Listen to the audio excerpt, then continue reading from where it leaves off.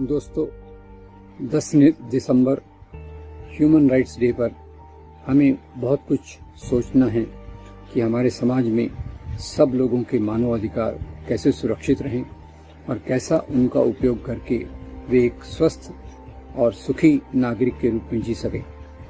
मानव अधिकार की कल्पना ये काफ़ी विश्व में प्रचलित है और इसके बहुत सारे अंश हमारे भारतीय संविधान में भी हैं।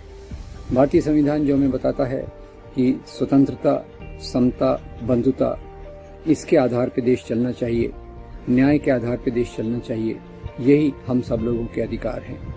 और ह्यूमन राइट्स डे पर हम ये प्रतिज्ञा करना चाहिए कि हमारा कोई भी धर्म हो, कोई भी जाति हो, हम पुरुष हों या स्त्री हों, हमारी कोई भी भाषा हो, हम अपने बराबर के अधिकारों के लिए लड़ेंगे।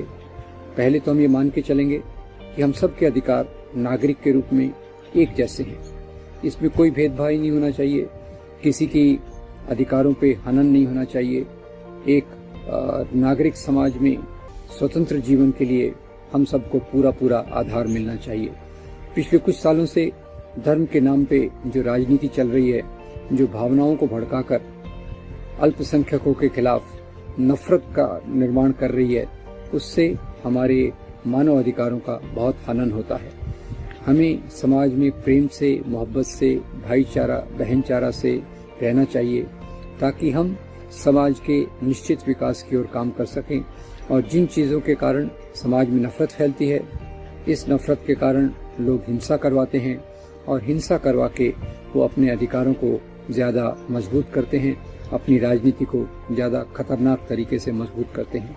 तो हमें उस सब राजनीति का विरोध करना है जो धर्म के नाम पर बंटवारा करती है, जिसके कारण हमारे मानव अधिकारों को क्षरण होता है, हमारे मानव अधिकार कमज़ोर हो जाते हैं।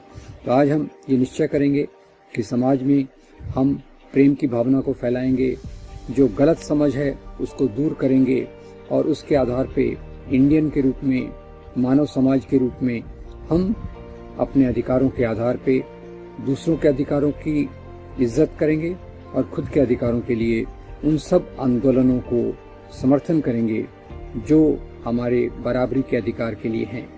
ये कानूनी रास्ता हो, संविधान का रास्ता हो, उस रास्ते पर चलकर ही हमें एक प्रकार की बराबरी मिलती है और उसमें दूसरों की बराबरी के लिए जब हम संघर्ष करेंगे तभी हमारी खुद की बराबरी ज़्यादा मजबूत होगी।